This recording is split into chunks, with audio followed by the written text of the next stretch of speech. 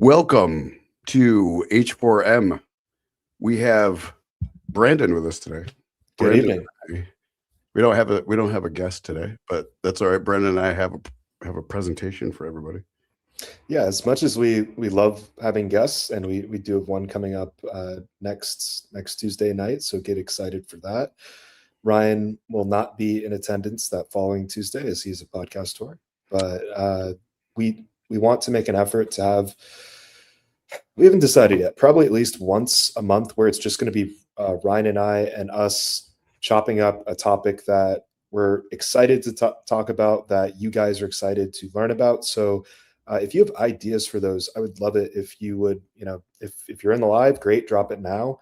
If you're watching this after it's been recorded, we do read our comments. Please go ahead and drop that in there and give us suggestions, because we want to make sure that all this information is useful for you. Yeah. Very good. Boston Sean, always here early to tell everybody welcome. I love it. Absolutely. And his genetic results are in. He's waiting on some labs to come forward, and then him and I are going to go over those all of it together. So I'm very excited for that. Thank you, Sean. I'm looking forward to those results coming in. Yeah. We've done this with a few people now. If you get the genetic testing, you also get your data synthesized with all the other information, your blood work and personal history, goals, things like that. That was super exciting. Yeah, you'll get all your data synthesized. We have, again, I think I've spoken about this before, but we have one of the top large language model, SQL, engineering firms in the world that have built our large language model machine learning to be able to learn how we do things, and then synthesize all of the data together and kind of essentially spit out advice and protocols that, of course, we look over. We make sure everything makes sense, but doing this, it catches every little detail. Something, sometimes a human may miss some things, and this will catch everything and really give great advice. So it's really going to be interesting. We're the only company that's going to be using this. So yep, completely custom. I know Ryan, for the first couple iterations, you looked those over yourself. I think Todd was actually the first one to go through it. Yeah. And then the most recent patients, I was the one that looked it over, and overall the output was really good. I mean, it is trained on the information you've provided it, so that's no surprise. The only things that were a little off were like contextual things, like you're not a human, you wouldn't know to know that. So I just provided that additional context, and moving forward, it's going to be able to have that knowledge. So that's really cool. It's machine learning. So every time we correct it, it learns. Right. Yep. And to your point, it did a really good job of, let's say I was going to have to do it myself. One, it would have taken me a lot longer, and it made a couple supplement recommendations I wouldn't immediately have thought of. So yeah, I'm a huge fan. So I think overall what this does is it's going to improve patient outcomes, and it's going to allow Mavericks to focus on quality time with the patient versus just sometimes you guys will reach out to me like, hey, I've got this problem and I've got to get through a bunch of grunt work, and then I have to do some heavy thinking for you guys late at night. I'm like, one, I don't want to keep this guy waiting. Two, I also don't want to give him a half-assed response. I want to actually give them adequate time. So having a lot of the load lifted, where I can say, okay, that's all really good. Is there anything that's missing? That makes it so much easier to give better outcome to the patient at the end of the day. And then we can use that time for conversation versus me having to spend so much time thinking about it. Yeah. And then when we do that heavy thinking, it is left indelibly in the system, so that now every time we run a protocol through there, it also does the same heavy thinking that we've done in the past. So it's just going to be something. We're the only company that's going to be using this technology. So we are a health tech company, and there's just a lot more to come. It's very so much cool stuff behind the scenes. I'm glad Ryan does not give up all the juice on this, because anytime you let something slip, I get like 5 or 10 of you guys saying, "Hey, when can I do this? When can I do that?" I'm like, 3 months. Sorry. Give me 3 months. No, it's fine. I love it. I love the excitement. This is what gets me fired up. So yeah, appreciate some of our favorite familiar faces. Boston Sean, Simon, Winnie DWC. I'm gonna try to read usernames as well as I can. Zionic, of course, the man, the myth, the legend. And the legend. All right, so tonight's show is going to be about peptides. That is going to be the main topic of conversation. And really thinking about, like, what's going on with us, what's going on with our hormones, and then specifically, like, I'm in my 30s. I had some stuff going on in my late 20s that got me really interested in this kind of line of thinking. But for most people, or a lot of people, it's really the 40s and 50s where people notice like that major drop, slower recovery, aches and pains that are just not going away like maybe they used to, or a lower overall energy. And certainly one that I hear over and over again on these initial consults is change in body composition. And you have to think about it. Like right now, we do not advertise. The majority of people that come to us in an initial consult, these are guys and gals that they generally do have a pretty good exercise regimen. They pay attention to their diet. They do know what they're like. They've got their sleep tracked and stuff like that. So you can't act like it's Gen Pop where that's not even a thought, right? These are really smart people that have done research and stumbled upon us, or maybe they got a referral for somebody that they know. So the old inputs are not giving the same outputs. So, Ryan, I'd love to get some of your thoughts on what's changing here.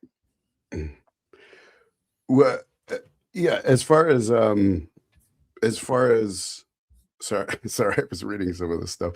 As far what's changing here, as far as like environment context that's changing us, or what's changing within. No, I think that's a really good point. I mean, yes, to some extent, like, for example, menopause is non-negotiable. I don't care how good of a diet, exercise, whatever, like that happens, right? Unless you choose to intervene with hormones. But Ryan, once upon a time, like, guys kept pretty good testosterone into pretty late years. But you and I both know we've got a lot of guys in their 30s, some guys in their 20s. Really sorry to see that. Once upon a time, this business would have been really aimed at geriatric individuals, and it's not. I mean, we have them, but what do you think's going on as far as the environment, I guess? Like, what's behind this? Yeah. So I mean, we talk about this a lot, and I say this a lot, but yeah, you're absolutely right. So I don't know, to put it in context, like when I first started this company, I really thought that we would be hitting mostly 40 and above, right? That was kind of, especially like, even 5 years ago, the thought was, okay, yeah, the people who need this are going to be people are aging. I thought 40 and above will be the primary targets. And when we started the business, lo and behold, the demographics started. Our highest demographic was and has always been and still is 30 to 40-year-olds. Our second highest demographic is 20 to 30-year-olds. Yep. So what is going on here? And then you start really diving into some of this data. I mean, there's absolute proven endocrine disruptors have been proven to exist and proven to interrupt the endocrine system. So it exists everywhere. I always say this, like, it's in the food you eat, the water you drink, the soaps you use. Like, we know that soaps can have phytoestrogens, right? Receipts, like there's proof that the ink on receipts. Absolutely. Phthalates. Those are two things. So I guess that leads us into, there's more things. Oh, that's great. It's very true. Yeah. Thank you, Jay. Yeah. So and we see this, right? We see, younger and younger people. I mean, today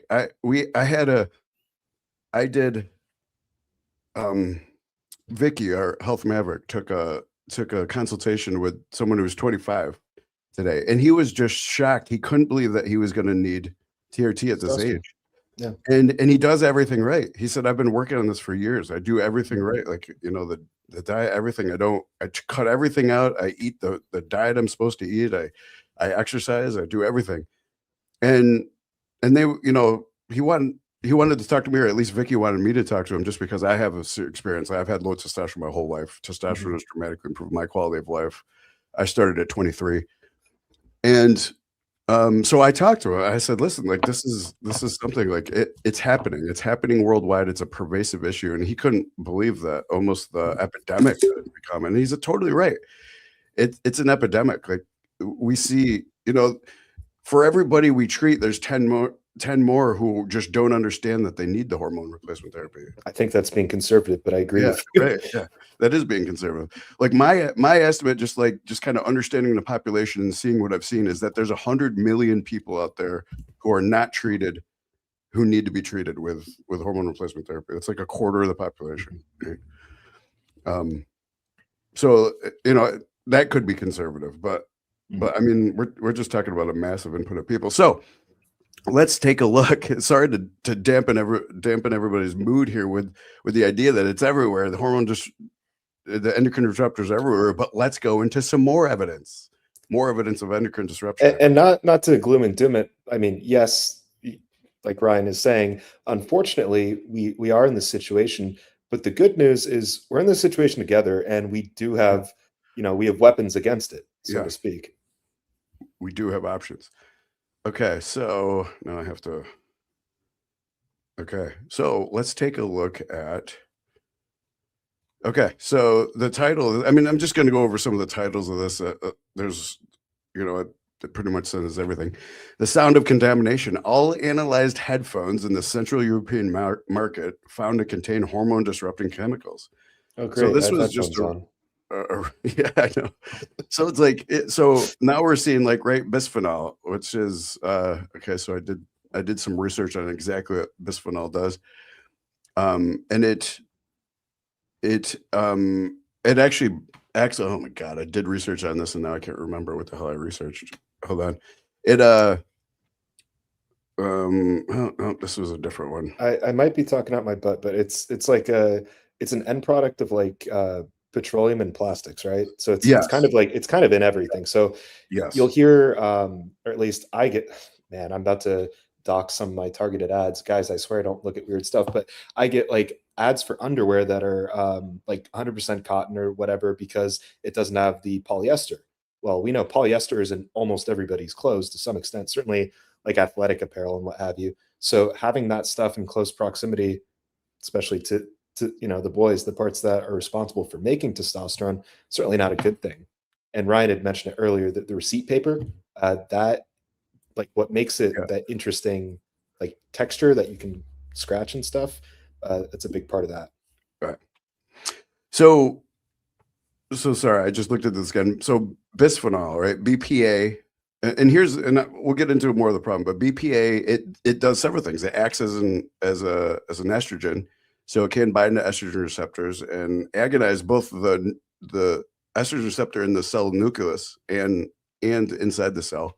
And it's an androgen blocker. It actually binds to the androgen receptor, and antagonizes it. So it's kind of a double whammy right there. Okay, so here we go. BPA's chemical structure bind directly to estrogen receptors in the nucleus as well. Once bound, BPA mimics estradiol. Yeah. Okay. Anti-androgen effect. BPA doesn't just mimic estrogen; it also binds to the androgen receptors and acts as an antagonist, blocker, preventing natural testosterone from doing its job. It also can disrupt thyroid function. It actually it looks like it blocking the natural. It looks like it can bind and block the thyroid binding proteins as well.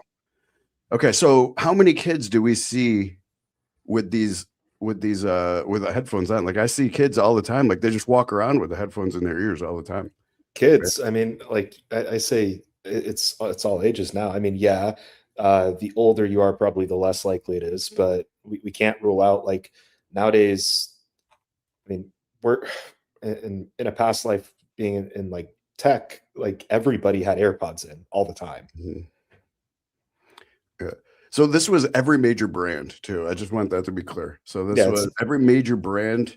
They tested them all. They all have these research detected bisphenol concentrations up to up to, so, you know, not all of them had this, but 351 milligrams per kilogram. And the acceptable amount is like, oh crap, what was it? It's like 10 or 15 milligrams per kilogram. So it was just way above the acceptable amount. So, so here's the other problem that this article is highlighting. It's that, so some European countries, of course, the United States hasn't, but some European countries have banned BPA because of this, right? So manufacturers started making BPS, which is a different, just a different form, sulfate, like a different, just a different version of bisphenol. Instead of BPA, it's BPS, bisphenol S. And it turns out that bisphenol S not only does the exact same thing, but in some contexts it's worse. It actually lasts longer in your system. So they got around to using BPAs just by using BPS. BPS is worse. So now they're working on making reforms that say anything related to bisphenol, right? Like, so they have to do that, or else these companies will just keep getting away with using these slight variations that have the same exact endocrine disruption. It's kind of funny. It's like, you know, a drug that was very expensive loses its outside of patent, so now it can be made generic. Does everybody adopt the generic? Absolutely not. You make a very slight alteration to, maybe you add like some little novel part to the molecule just to make it ever so slightly different. You repatent it, and then you print money doing the same thing. It's like that, but the inverse is, it's just loopholes, right? Yeah. Okay, so I want to see. Okay, so I think, yeah, that was it. Let's see. Key findings: 81 headphone models tested across Czech, Slovakia, Hungary, Slovenia, and Austria. Sorry, 100% traces 100% hazardous chemicals. Every single, and all, like, again up here it says, it talks about all the major brands were in it. 100% of them tested for all these. And then we know that that's not just headphones, right? Like it has to be anything that contains high percentage or a decent percentage of polyester. You're dealing with similar problems. So it's not like, yes, we're talking about headphones, but that's just something that was measured. Like clothing is not tested, your products are not tested. Ryan mentioned soap, that applies to any cosmetic. Like, what about, I don't know, do you use sunscreen? Do you use moisturizers? Do you use deodorants? Do you use cologne or perfume? Yeah.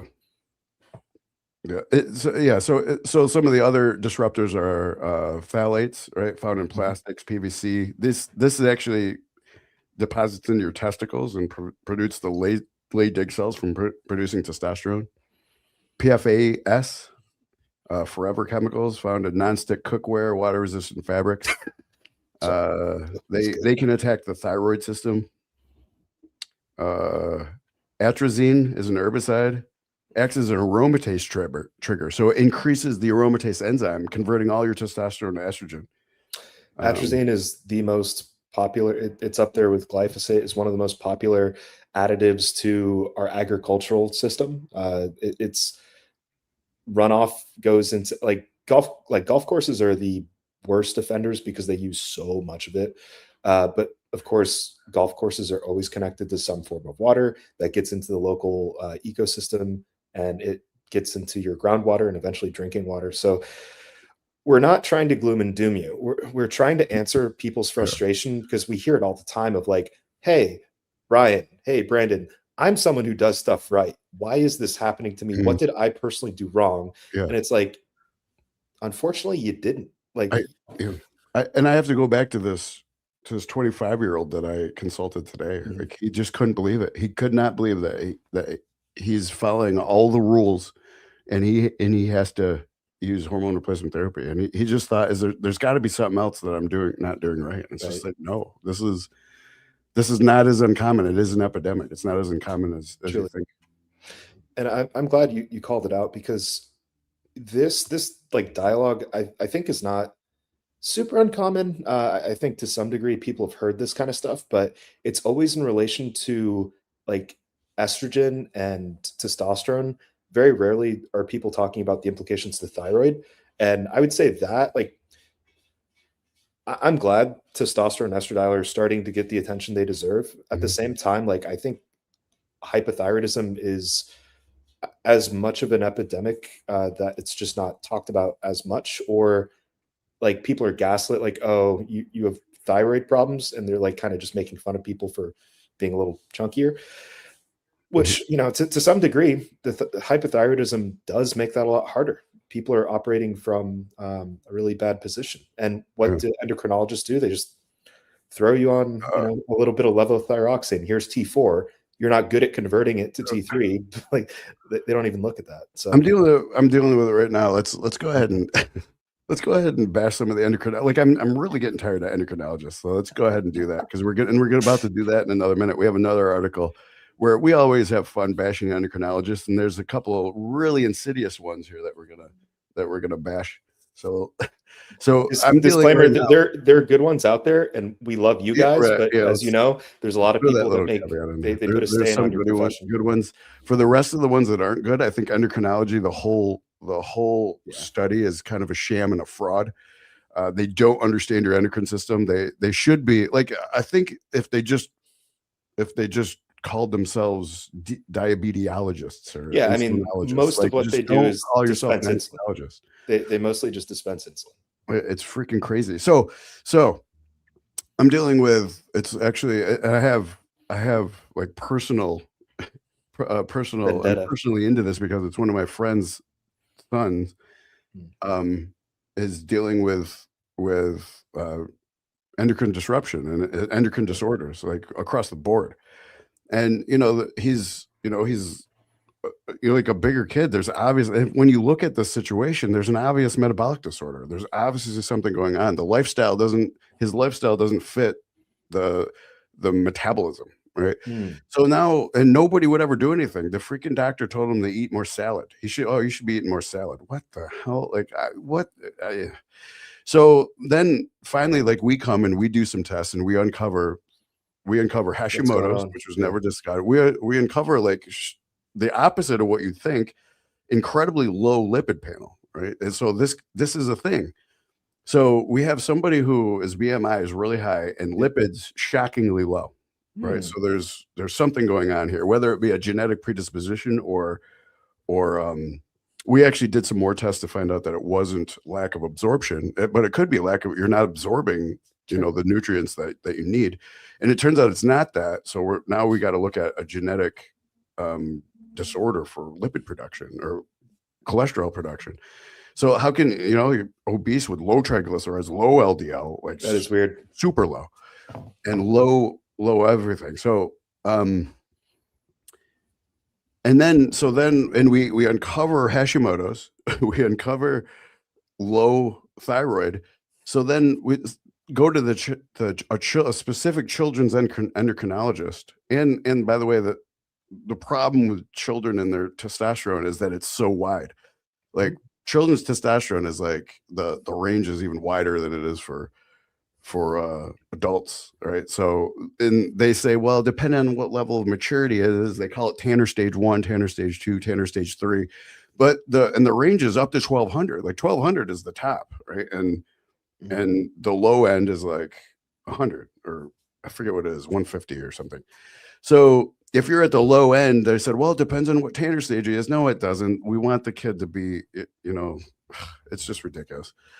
So, and as stigmatized as testosterone is, stigmatized for adults, we have to, kids, it's even, it's stigmatized. So it's like, and you don't want to just give kids testosterone, right? You want to, because one thing is the estradiol can close growth plates, so we don't want to do that, right? So you do have to watch it. It's easier to give testosterone to somebody who's fully grown than it is a child or somebody in their teens. It would definitely be preferable, but at the same time, you have to consider, like, anyone listening to this is probably cringing a little bit when they hear child and testosterone, as if like somebody would give a child testosterone, which we're not necessarily advocating for. But consider that, like, quite a few children are prescribed growth hormone. And in fact, this is an interesting topic that I saw online that I was aware of, but it's funny, it caught some mainstream attention. Wealthier families will sometimes give their kids growth hormone not so much in a prescription sense, or they'll obtain a prescription for it simply to administer it before the growth plates close to boost their height and to increase, like athletic outcomes and things like that. Yeah. It works too. I've seen cases where kids have grown like 4 or 5 inches, like right at like 17 years old. Yeah. And then they'll shoot up another 4 or 5 inches. It's crazy. And I think everyone kind of has like that gut, ooh, like you're doing that to your kid. That's kind of weird, which, yeah, I would generally agree with too. But my point is HGH has a legitimate medical use in kids with idiopathic short stature, right? They're not growing and there's no clear reason. So you give that and that fixes the problem. Yeah. Nobody has a problem with that. But the second you say a kid has extraordinarily low testosterone and it might affect like the formation of their male characteristics going into puberty, all of a sudden people will clutch pearls. Yeah. So there shouldn't be a moral context to that. Yeah. Kalman syndrome is a genetic disorder where your body doesn't produce very minute amount of gonadotropin releasing hormone, so that and that's how like a micropenis is developed. They think Hitler had this, right? Because there's reports that he had a micropenis, which means he probably had Kalman syndrome, right? And so in order to develop so kids with Kalman syndrome will have low testosterone. They don't develop properly. The genitals don't develop, and they just don't develop properly overall. They need testosterone. You need to give them testosterone because their testicles are never going to produce it. It's a genetic disorder, right? So I mean, but to think that a teenager can't have low testosterone is would be a myth, right? Of course you can. So it's like, what do we do? Of course it's still stigmatized. It's more stigmatized for kids, but like if it's my kid, I want them at least in the middle of the range. But you do have to watch estradiol. So there's techniques that you could use for that. And I'm not saying just go ahead and check your kid if he's on the low end, just give him testosterone. But like if there's a massive metabolic disorder that's obvious, right? Like you have a child who is active, who has this obvious metabolic disorder, BMI just through the roof, and you're just like, what is going on here? No matter what we do, we can't get the BMI in order. So like, okay, look at things like what hormones are foundational signals. They're foundational metabolic signals. So we just got to look at that stuff. I mean, what about in a kid, like a little bit of HCG to spur the testicles to produce a little bit more testosterone if you're low? Like, I don't see a problem in that, right? But whatever. We also don't want to just start taking on kids, right? I do want to be able to refer them to a child endocrinologist and have them actually having a rational approach to this. Turns out they don't. So the first thing that he did I told my friend that he was going to do this. I said, the first thing he's going to do is maybe do some more testing and say, let's wait 6 months and test again. And that's exactly what he did. We have this obvious, like, look, this kid has been developing this metabolic disorder, BMI through the roof, no matter what you do. Like, there's something going on. Let's treat something. We've uncovered Hashimoto's, right? And there is evidence of high TSH and low T4, right? They retested and the TSH was just in range. I don't even know if I have to look at the new test, but I don't even know if they tested everything else again. They probably TSH did. Was now in range. Oh, so that's a warrant to wait 6 months and then retest to see if there's a problem. Did they look at TPO-AB? Yeah, the TPO was positive for Hashimoto's. Yeah. Okay, then exactly. Exactly. We uncovered Hashimoto's. It's obvious that he has Hashimoto's, right? All right. I mean, we could stay on endocrinologists for a long time. I think the takeaway here is, instead of having emotional reactions to certain medications, we should acknowledge symptoms, identify what we see in lab work, and treat appropriately, which is our approach, by the way. Yeah. Okay. There's some more people showed up. So let's say hi to the people, and then we're going to continue the endocrinologist bashing because I can't get enough of it. But on a different vein, right? We're going to move to a slightly different topic, but still bashing on the endocrinologists. Yeah, right. A different topic, but there is an endocrinologist. There's a theme here for sure. There is going to be a theme. All right. So Jay's here. Nice to see you, Jay. All right. That's Amy's in the house. Yeah, Amy's here. I love this one. I'm not sure if you got a chance to read it. Oh yeah, Bob. So Wolverine. That's awesome. Yeah, that makes us so happy. we did a show with his father, 84-year-old, now he's 85. Started testosterone. I love it. Him and I email back and forth. He tells me about his progress. It's great. He's lifting weights and getting stronger at 85. Yeah, so it's just fantastic. This one also cracked me up. Yeah. Oh yeah. And this is a really good, I'm not going to rabbit hole on this one because I can do that. Yeah. But yes, EMF is a whole nother beast. And by the way, this is not wireless, so you can't. Yeah. So yeah, like Amy's right. So not only are we, the earbuds that we're putting in have endocrine disruptors in it, but then the EMF signals is, screwing things up too. So, and then Josh, the answer to this question is anything to do with cattle. Yeah. Josh, I wouldn't expect anything else. Yeah. Good point. Yeah. Right. So yeah, I believe Joshua Perry is a nurse, so they're taught like you just check TSH and T4. Like, I mean, a lot of times they only check TSH, and like that, I mean, that's just such a facile understanding of the whole process, right? The T4 TSH signals the production of T4. T4 has to convert to T3 and reverse T3, right? So like there's some clues in there too. Like if your T4 is like on the lower end and your reverse T3 is low, it means that your body is converting everything it can to T4 because you don't have enough, right? Because you don't have enough conversion.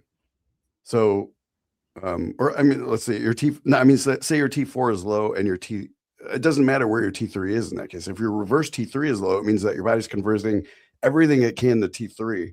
And that's a problem. There's a problem in the system. Like everything, your T4 should be normal, your reverse T3 should be normal, your T3 should be normal, right? And the problem with the free T3 is it's notoriously inaccurate. Like that's an inaccurate test. Like we can't trust that number. So you could, I could go into it all day, but it's a complex understanding, right? It's not just TSH and just T4. No, and that's what they'll do is most likely they're going to run a TSH with reflex to T4, meaning if TSH is at a certain level, it triggers the test. If it's not at a certain level, it won't trigger that test. But again, as Ryan pointed out, even if it gets the T4, it's not the whole picture.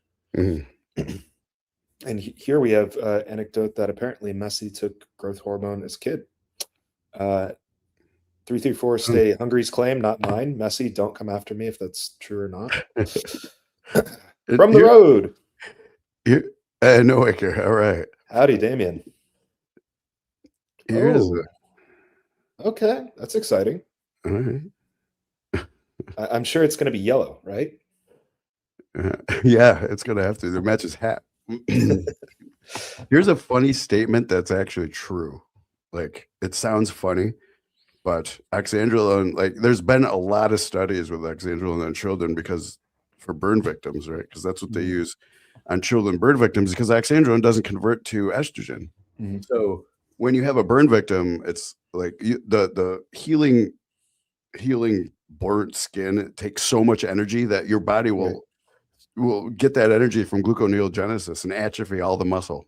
You use all your muscle. So you need to preserve. So you need to preserve the muscle. So they have to give them something anabolic. They can't give them testosterone because it converts to estradiol, closes their growth plates. So oxandrolone is plenty anabolic. It doesn't convert to estradiol. So that's how.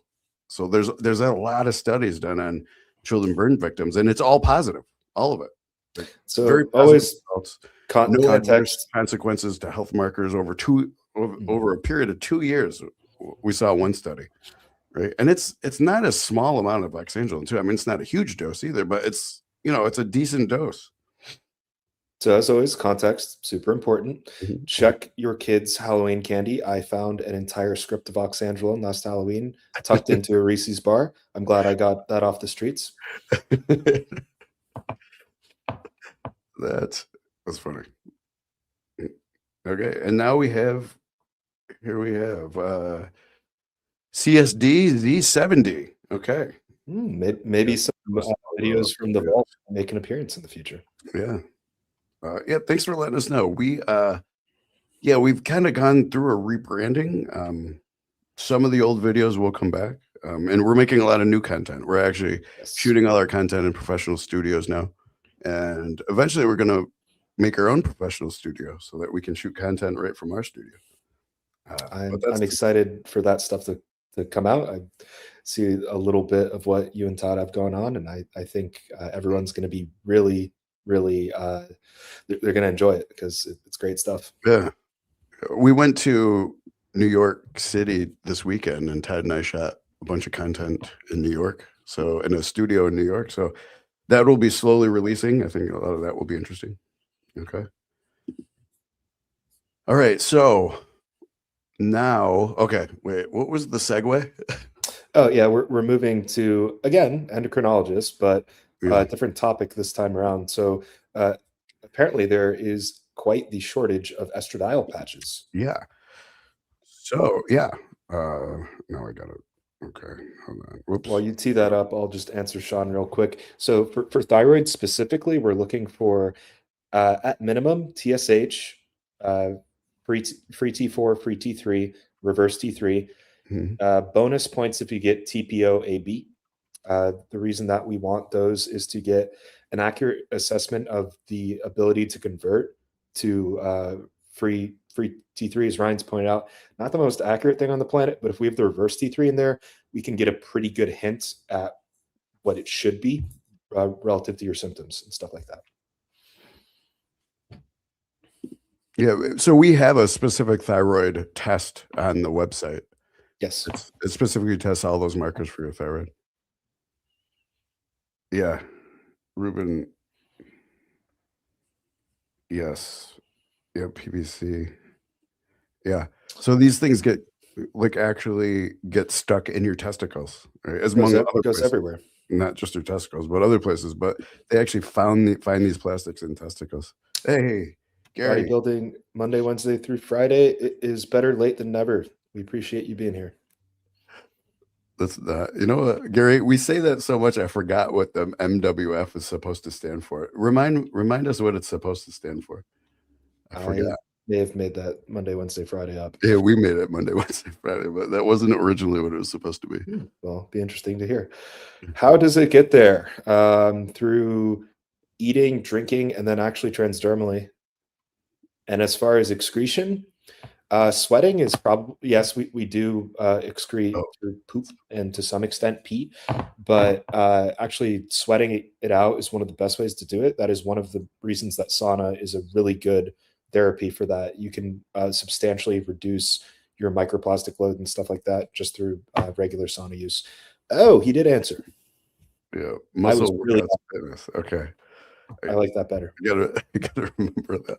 We were like, because it became a joke because we knew it wasn't Monday, Wednesday, Friday, but like it looked like that. So it was a joke. And then I forgot what it really stood for because we said it so many times.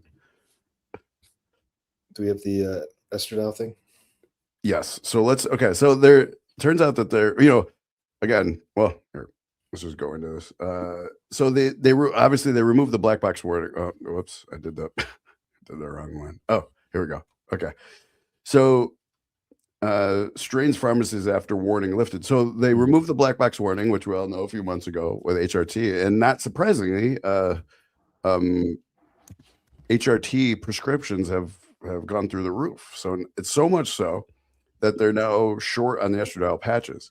Now, I think this is a good sign, right? People are getting the HRT that they need, and women are starting to use a lot more estradiol, which is good.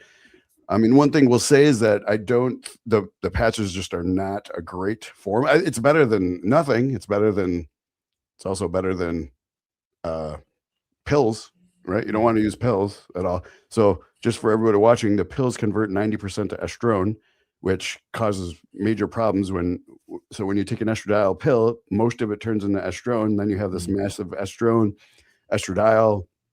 the ratio is way off and it causes problems. Not to mention estrone in the long term can convert to quinones, which can be cancerous, right? So the pill's bad, but estradiol either transdermal absorption is okay, or especially the injectable, which is what we recommend. It's just absorb the best. And it's more like the injection is more like what your ovaries naturally produce. Even transdermal absorption, there's more 5-alpha reductase enzymes in the epidermis. So it's going to just turn into slightly different metabolites than it would if it was produced by your ovaries. Not always totally a negative thing, but something just to be aware of. Right. So it turns out the patches, like for most women, the absorption is just not enough to bring you up to a high enough level for true therapeutic response. Right. So even the highest dose passage or the highest dosage patch, like I've seen, I don't know, and it depends on the purpose, and people are different. But I've seen like it really only the max dosage only get women up to like 65 picograms per milliliter, and we're shooting more for 100 to 200. Yeah. Right. So, and we don't see patches be able to get people up that high. So the absorption is just poor. That's a pretty common story that we get. We'll get oftentimes ladies that are already on the patch and they saw initial benefit, but not to the extent that they were hoping. Yeah. And in many cases, it kind of starts to peter out. The way I would explain it is, if I'm starving for water in the desert, yeah, I'd prefer Evian, but if a rusty like pipe dispensing water is the only option, I'm going to take it. Yeah. That's a good analogy. I like it. Okay, so just some headlines here. CVS Pharmacies, the largest U.S. chain, are working on patients to make sure that they have access to their medications. Just the shortage. Sandoz and Amneal Biosciences, two major producers of estradiol transdermal patches. 10 transdermal patch products currently affected by the shortage. All right. Okay, so let's see. Okay, so here's some good quotes, right? It says recent changes in prescribing behavior due to the FDA's removal of black box warning have created an unprecedented demand and cannot fully be met at present. Okay, for more than 2 decades, okay, here's another good quote. For more than 2 decades, this is from Robert F. Kennedy. That's why it's a good quote. For more than 2 decades, bad science and bureaucratic inertia have resulted in women and physicians having an incomplete view of hormone replacement therapy. We're returning to evidence-based medicine and giving women control over their health again. Very good. You read it, but I heard it in RFK Jr.'s voice. Yeah. Okay. So I want to get down. Okay. So look, some positive things here. Blah, blah, blah. Okay. Dr. Fleischman applauded the decision to remove the black box warning, saying the organization has long advocated for its removal on, especially on low dose vaginal estrogen because of the barrier posted for people who suffered from menopause symptoms. So, a positive thing, commends the HHS for improving the lives of perimenopausal women by making the estrogen products they need more accessible to them, Fleischman said. Okay. Good. Now, let's get down to here. I know you guys probably can't read this, but let me just highlight this part. Now, guess what? We're going to talk. We have all this good stuff right here, this positive stuff, this accurate things. Now, let's go ask the random endocrinologist. Oh, no. Here we Random endocrinologist, Dr. Sharon Weiner. That can't be real. A reproductive endocrinologist at Cedars-Sinai Medical Center in Los Angeles. If you work for these big names, it just makes me doubt them even more. Skin crawl, yeah. Said so. Dr. Weiner said that patients should be cautious about the decision. Where the fuck? Okay, it gets worse. The FDA ruling gives clinicians and patients space to individualize care, but it's not a license to assume menopause hormone replacement therapy is universally beneficial. What? The FDA's action is progress, but it doesn't mean menopause therapy will solve every aging-related concern. There's a lot we still don't know. There's a lot we still don't know. This is like, all right, so this is an endocrinologist. This is like going to your auto mechanic and him pointing to the engine and going, yeah, there's a lot in here we don't know. We don't understand all of this. It's just freaking the most ridiculous statement. So up here, it starts talking about and I forgot to read this. Should have read this first, but it starts talking about massive reductions in. Oh, here we go. As a result, oh no, it starts talking about massive reductions in certain menopausal effects. So anyways, so things that we know, right, is like there's a massive reduction. There's anywhere from 30 to 50% reduction in cardiovascular disease. There's 50% reduction in fracture risk, right, from hormone replacement therapy. There's like these massive health related benefits, right? So let's follow neuroprotection as well, right? Like, I'm sorry? Neuroprotection as well. Oh yeah, so reduction in Alzheimer's. Yeah, that's another huge one. So let me follow this. There's a link here, right, from Dr. Weiner, Dr. Sharon Weiner, reproductive endocrinologist quote. And so let's follow this link. And now I'm going to share this. Oh, is it sharing this? Oh, it is. It's sharing this. Okay, good. All right, following this link. It's more, so this is kind of where this quote came from. The removal of the black box warning. They found another reproductive endocrinologist. Apparently, Sharon Weiner and Jessica Chan just sit there and just talk about how shitty HRT is, I guess. I don't know. The removal of the black box warning lowers a barrier to appropriate care to reflect evolving science, but it does not mean MHT, which is menopausal hormone therapy, is right for everyone. So let's keep going. It gets worse. Okay, so let's go down to here. The FDA doesn't mean it will solve every aging-related concern. There's a lot we still don't know. Again, not really. We know it helps. There's plenty of studies. Okay, so right here, the heart. Okay, so let's read this quote right here. Social media is swimming with posts claiming that MHT protects the heart, but the truth is more nuanced. Research suggests that women who have hot flashes, night sweats, or other vasomotor symptoms during menopause transition may benefit from an MHT, menopause hormone treatment. However, according to Weiner, there's no data that MHT prevents heart disease. Right here, quote. What do you think? Let's go to the data. Let's go to the data. I asked for the data, and data I got. Here, share this tab instead. Okay. Elite trial. This study specifically tested. It found that women who started HRT within 6 years of menopause showed significant slower progression of carotid artery thickness compared to those in placebo. Danish osteoporosis study. This was studying osteoporosis, but it found a huge reduction in this 10-year randomized trial. Recently, menopausal women receiving HRT had a 52% reduction in composite risk of death, heart failure, and heart attack. 16-year-old follow-up confirmed the persistent 39% reduction in cardiovascular disease risk. Wow.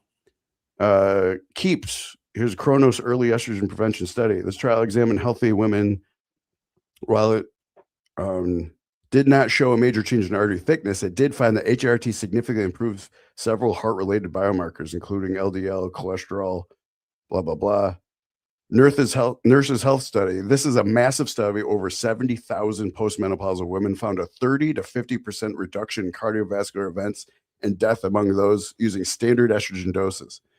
Women's Health Initiative, the sub-analysis. So although the original 2002 reported high risks, a later study from the Women's Health Initiative 2007 analysis focused on younger women 50 to 59 showed a trend toward reduced coronary heart disease and lower overall mortality rate compared to those not on HRT.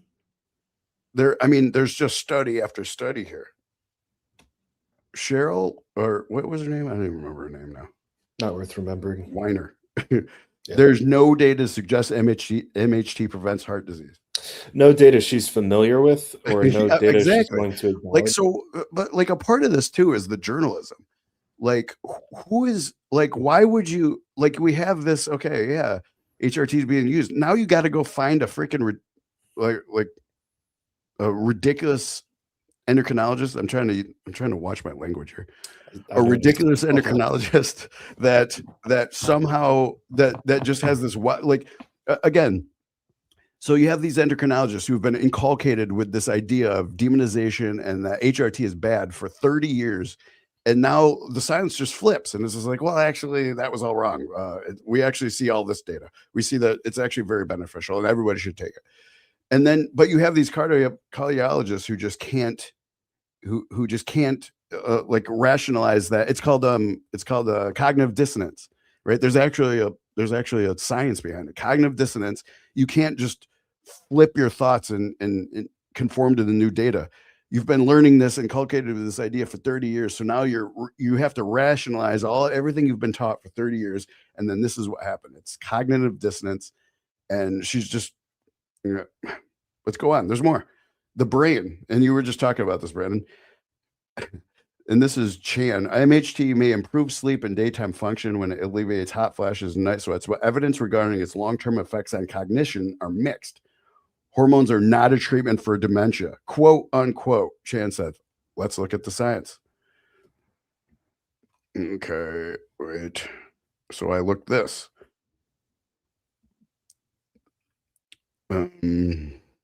Support. Observation meta-analysis, 2025 analysis over 50 studies found that women starting HIT within 5 years of menopause had 32% lower risk of developing Alzheimer's compared to those who did not take it HRT. Okay. Kaiser Permanente study, 5,500 women. Those who used HRT had 26% decreased risk of dementia compared to never users. Cache County study. Let's see. Observed significant reduction in Alzheimer's risk. UK Biobank analysis. 400,000 women found various HRT formulas associated with reduced risk of neurodegenerative disease. It just goes on and on. Like, so like, what do you do? Like you go find, I mean, do you find like these ridiculous endocrinologists, or do you like somehow you get to one? I don't know. I didn't even read what they said about bone density. There's even a very low dose estrogen formula called then protect bones at the risk. So it's not only a tool for clinicians have to support bone health. So you're saying that hormone replacement therapy is not the only tool for bone health. You can weight train, use vitamin D, calcium medications. It's freaking ridiculous. It's just ridiculous. All of the risk factors have been debunked. There is no risk for using HRT as a female. Risk is a function of potential gains versus potential losses, right? Mm-hmm. There is no risk, no potential loss to using HRT, only potential gain. Who wouldn't take that bet every single day and every single second? It's just freaking mind blowing. Well, as more and more women make the choice, hopefully properly informed after doing their own research and speaking to people who are qualified to speak on the matter, and they observe it within their ever-growing peer group of women who are on HRT that are living better lives, that are living healthier lives. Hopefully that answers the question. But I think the main point of the article is we have this shortage because finally the FDA has reversed its stance, or is improving its stance. Yes, there's stupid journalism out there, but overall, this is positive news. People are looking for ways to improve themselves. Now the obvious challenge is they're seeking treatment for a reason, right? Like there's stuff going wrong with people. And it tends to happen most in this, kind of 40s to 50s age ranges where there's a real steep drop off, which, that really brings us to the topic for this evening, now that we're about an hour in on the topic of peptides. So, this is something that is super buzzy. Everybody keeps talking about it. People at this point, I think, are making somewhat ridiculous claims just to make ridiculous claims or to be contrarian. You see a lot of people trying to gather eyeballs by saying, no, like this isn't how you use peptides. I'm the only one who knows how to use peptides. That's not where we come from at all. We come from the data that's available on these peptides, some which is actually quite deep, some which is relatively sparse, and then understanding the mechanism. That's probably the most important thing of like, how does it work? Why should it do what we think it will probably do? And then candidly, off some of these are compounded. So we know in a patient population, we've seen it, we actively prescribe it, right? And then there's a portion where, yeah, we are kind of relying on research anecdote, but if we've got 5,000 of these anecdotes and they all kind of follow a pattern and it matches what the mechanism says it should do, we got a pretty good idea of what it's supposed to do, right? So, Ryan, I'm curious to hear your thoughts on like overall, where's peptide's place as far as it relates to HRT and our overall approach to optimizing an individual? Yeah. So what we find, right, is that the hormones are foundational signals, metabolic and neurological signals. They have been evolving. Like I did a lot of research. Brandon does such a good time at doing a good job with operations, so I have time to go in these rabbit holes. So I found that these hormones are foundational hormones, foundational signals, metabolic and neurological signals. They date back 500 million years. Every single vertebrate has testosterone, estrogen, progesterone. Every single developing vertebrate has had it since the beginning of vertebrates, right? So, and they developed into the foundational signals. Everything evolved after that. All the hormonal and even peptide and all the signals developed after that. So the first thing to fix is the hormones, right? It's foundational. We need to get that optimized first. Nothing else will work as well with a suboptimal hormone base, right? That makes sense.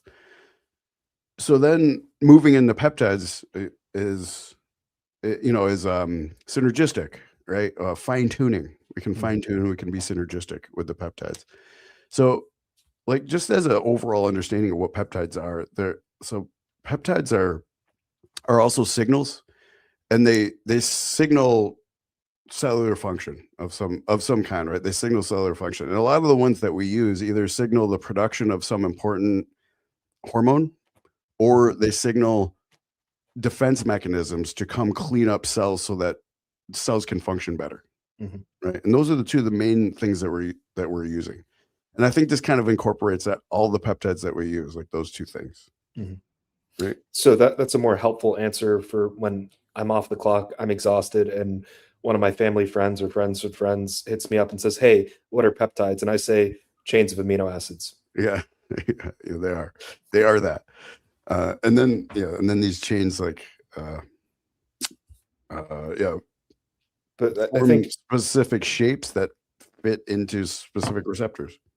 Yeah, like the helpful answer to what are peptides is, well, they're cellular signals. They send a signal. Now, what is that signal? That's going to depend very much on the specific peptide.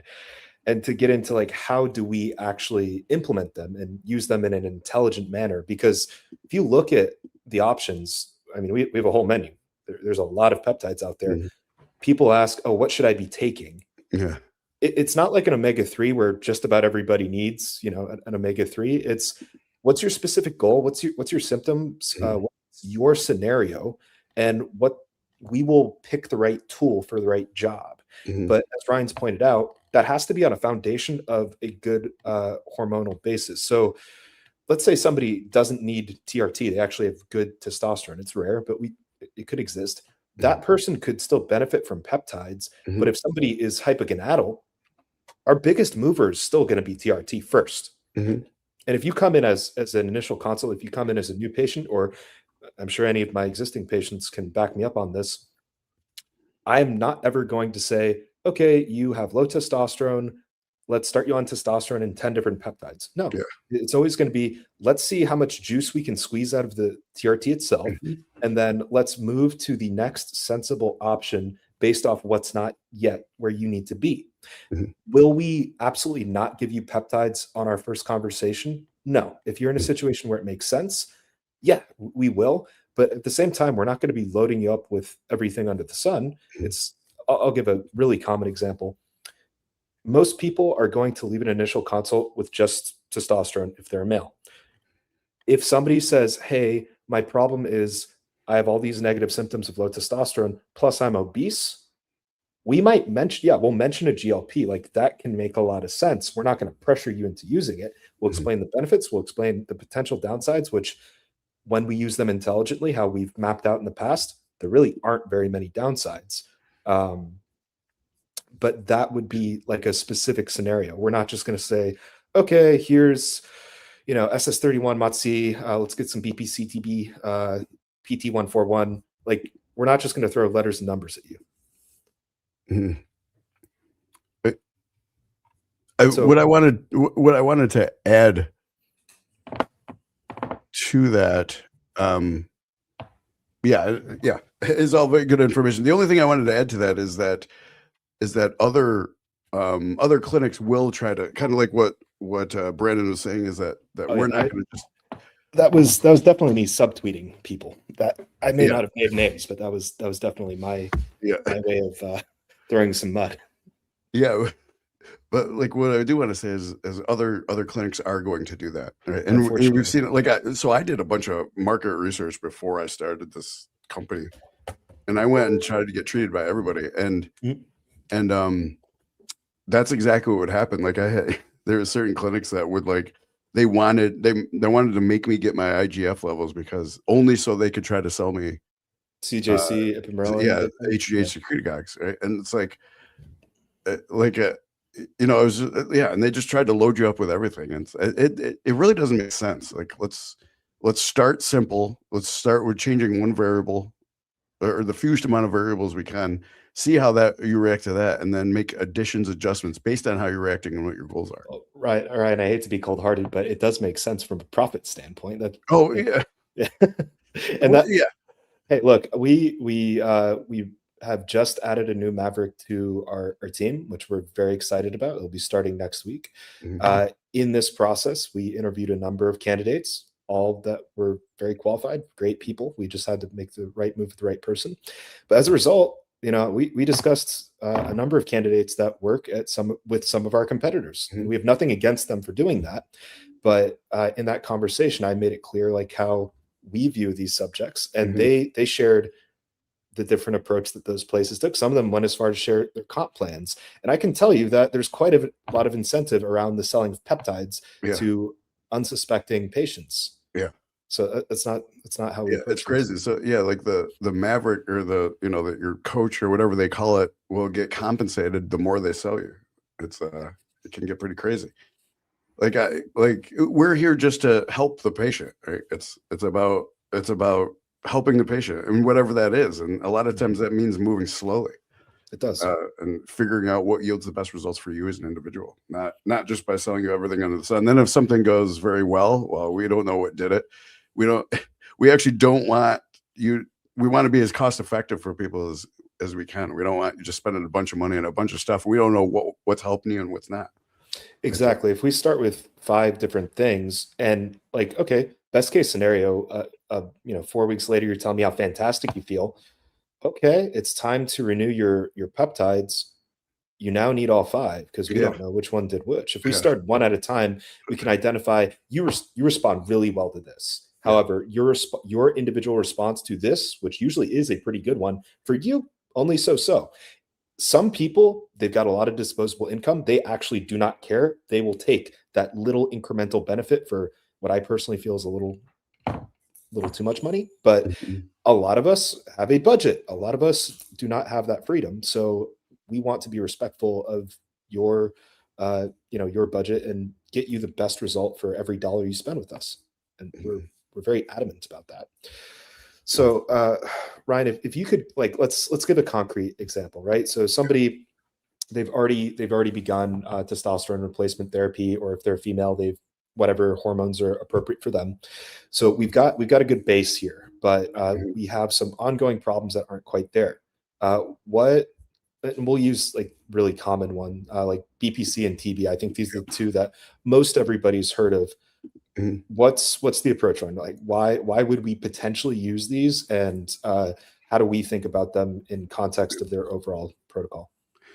So everybody's learned that these two peptides are for injuries, to help repair injuries, and they are, specifically, but promoting angiogenesis, which in increasing endothelial action, they're there to protect blood vessels. Let me start off by saying, so BPC-157 is isolated from gastric juices, right? So inside the intestine, because food moves through there's a lot of little lacerations and everything that occurs.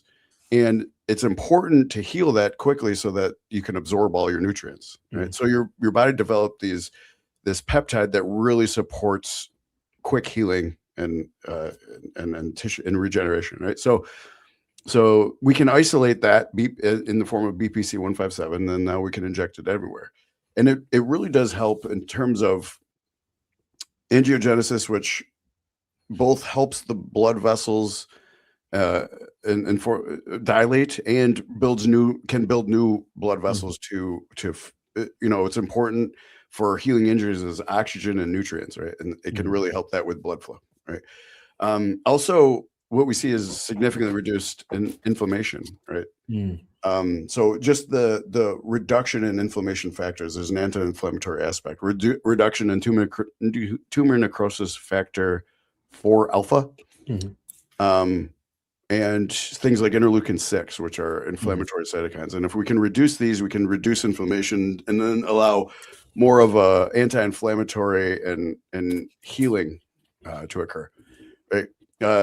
TB500 does these things as well, but one of the interesting things behind TB500 is its ability for cellular to restructure the cellular matrix. Right? So when cells become really stressed and they can't keep up with what they're supposed to do, and there's too many inflammatory cytokines, they start to get this fibrosis, right? So you get this bad form of cartilage that kind of forms a film over the cell, and then the cell can't operate like it's supposed to.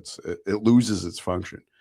So what TB500 can do is come and rewire the cellular matrix, take away all this fibrosis, and allow the cell to work better. So kind of these two working together really work well. Now, again, people think, to use this for injuries, but what we see is that even using this systemically, this effect can be systemic. We can not only improve the effect of blood vessels, but we can start to have systemic inflammatory actions, which again, when we're enacting they also enact cellular defense mechanisms to remove some of the things that are causing inflammation, like some of the bad proteins, removing tumor necrosis factor alpha, removing interleukin-6 and some of the other inflammatory markers, and then also improving reactive oxygen species, which ruin the mitochondrial function, right, to the ATP production. So when we can start doing this systemically, people just start to notice over time aches and pains start to kind of disappear throughout their body. Joints perform better. They just start to kind of feel better, right? Just because your individual cells are working better. So right, if I'm hearing you correctly, so like if we think of like aches and pains, right, like our joints, that we can think of them almost as like construction sites, and things are not going very well because of this systemic inflammation. It's dampening our body's natural ability to rebuild the construction site and get it back to what it's supposed to be. But when we have this BPC, that primary mechanism of action is laying down the additional blood vessels so like if this construction site is just really hard to access, it's like on a country road or something like that, it's paving down that 3-4 lane interstate to be able to get more material there. And then the TB500, well, we said there's this inflammation going on at the site, there's issues with the cell membrane, whatnot. It's almost like it's clearing all this like debris that shouldn't be there. So now the construction crew is there. We've got our nutrients, our oxygen, etc., and we're able to properly rebuild things as they are. Where if we've got like the reactive oxygen species that's causing problems at the mitochondria. Well, the mitochondria are like these little generators at the job site that are powering all the different, tools that we need for the job. So it's doing so many things at once, and it's doing all of it at once. Yeah, that's very good analogies. Yeah. We talk to a lot of patients. Yeah. So Boston John here mentions KPV, and yeah, KPV can, especially KPV has been really noted for inflammatory bowel disease, right? Especially with leaky gut. So like leaky gut is the stomach, the cells in the stomach are inflamed, and then some of the toxins leak out, and then you have your body starts attacking, because like if you have toxins coming outside of your gut, then your body attacks it, and you have this kind of, well, that's where inflammatory cytokines come from. Inflammatory cytokines are trying to, so maybe another, and I'm working on this explanation too. Actually, when I was with Todd in New York, I did use this explanation. But what we start to find, right, and I think everybody understands this, like the way the medical community understands disease states, right, is that you have this different organ, the organ is failing, so just they take care of a couple of health markers that I don't know that define whether the organ is functioning. So I'll give you an example, like cardiovascular disease. What if you start to develop cardiovascular disease and things start go wrong? What do they want to do? They just want to control your lipids. They want to say, oh, we got to get your LDL down. And that's just, the LDL is just one factor, that can cause a problem because several other things went wrong, and because the several other things went wrong, that's the only time LDL becomes a problem. Otherwise, it's not a problem. So fix the root of the problem, fix the inflammation. So what we find is all chronic disease is caused by three main things, right? And a lot of peptides fix these things, right? A lot of the defense mechanism peptides, some like secretagogues stimulate HGH production, right? So those are a little different, but HGH fixes some of these things, right? So in some way or another, we're helping these. There's three main things that cause all chronic disease, right? And that's not genetic, right? All chronic disease that is caused by our environment or us, non-genetic, right? So, and that's metabolic disorder, and they all lead into each other. Metabolic disorder, for two reasons, leads into insulin insensitivity, right? Insulin insensitivity is the main thing that causes all of your cells to stress and start releasing inflammatory proteins. And tumor necrosis factor alpha and interleukin 6 are two examples of many of these that are, they actually start to signal the cell to die, right?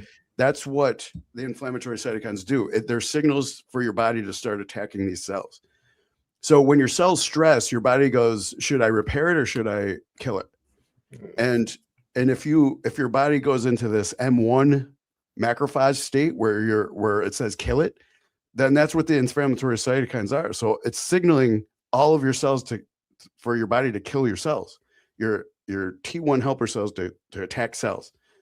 And that's what inflammation, that's what inflammatory cytokine storm is. It's signals for your body to attack your own cells. And that starts happening, and then the cells don't function because they're inflamed. And that way things can't get into the cells, things like testosterone or creatine carrying phosphorus for ATP production can't get into the cells. And then every cell has a function for the greater body. It produces some peptide or protein for the greater body. And if the peptide or protein can't get out of the cell because it's inflamed, then the cells no longer have function. All the cells stop functioning properly, right? And that's what inflammation is. That's what it is. A lot of these peptides clean all that crap up and switch your body into more of a M2 phase, which is anti-inflammatory phase, right? Where we're going to repair the cell instead of kill it, right? So it's like that metabolic shift, and that's what a lot of these peptides do, right? So again, metabolic disorder leads to insulin insensitivity, insulin resistance, which is that stresses out every single cell and is the leading cause of inflammation. And then that causes mitochondrial disorder, which now each cell can't perform properly. So a lot of these peptides, a lot of our treatments are now designed to fix the root cause of each individual cell disorder, right? We fix the insulin sensitivity. It's the number one thing we got to do to prevent inflammation across the board. And then we got to fix the fact that we got to get rid of the inflammatory cytokines and change your bodies into M2, macrophage 2 phase, to start repairing every cell instead of attacking it. Right? And that's what that's what, in some way, shape, or form, all of these peptides are doing that. And to talk about that kind of like at a practical level, so we're talking about metabolic disorder, we're talking about insulin resistance, and then problems with the mitochondria. What does that look like in a normal person? Well, not to pick on anyone, but like being higher body fat percentage, right? That not to say that it's anyone's fault that they're in that situation. As we've talked about in the very beginning of the show, we kind of live in a toxic soup, and it actively makes it harder to maintain a healthy body composition, right? So over time, people are going to trend to this because people tend to not like improve over time. People tend to, especially if they don't have, as we've described, the baseline of optimized hormones. Because what does one of the things optimizing hormones do? It improves metabolic syndrome. You talk about that all the time. So we get someone the base of testosterone, we add in the peptides that are appropriate to help bring down the inflammation. And what's the next thing that we'll concurrently suggest with it is, if you're one of my patients, you've heard me say it many times, if you're going to take something, you better also do something. So this is where, okay, we're feeling a little bit better. This is the time to start implementing some level of exercise, start to work on our diet a little bit, try to strategically pull down our body fat so we don't constantly have this circulation of these inflammatory cytokines and these. And what Ryan's talking about doesn't just affect the body, it affects your mind. So the brain it's a vascularized tissue. These inflammatory cytokines do go to your brain, and they're one of the things that lowers your mood and cause depression. Yeah. Alzheimer's is also called type 3 diabetes. That's another name for it, because the insulin insensitivity, insulin resistance causes your brain cells to stress as well, because your brain needs glucose. It needs glucose or ketones to function. So if you're insulin resistant, then your neurons stress, and that increases dramatically the risk of dementia. So what do we do with like our approach in general? So let's say somebody, before they get to us, they are in a constant negatively reinforcing loop. They have some level of metabolic dysfunction caused probably by some low level of hormones. They are accruing excess body fat. They are accruing inflammation. It gets worse the higher that body fat percentage goes. They get to us, we start to reverse things. So one of the cool things about lifting weights is, irrespective of your current insulin sensitivity, like muscle, like resistance exercise forces the muscle to become insulin sensitive, whether it wants to or not. So this is something we can, I don't like using the word hack, because this is literally just biology. It's how it's supposed to work. So much of biohacking is actually just working with biology. It's ridiculous. So we do that. We do intelligent dietary approach. And then, as Ryan has pointed out, with appropriate peptides, be that the healing peptides, be that something like a low dose GLP, which is going to improve insulin sensitivity. It's going to improve your body's ability to partition nutrients. So you create this stimulus from the resistance training, and then you appropriately address it with nutrients, and we can build muscle while losing fat. Like that's pretty cool. And somebody, not only do they see it in the mirror, not only are their friends, family, coworkers, whoever, people on the street complimenting them, these improvements in their appearance. But that's huge, by the way. When you're done, keep going, because you're onto something good.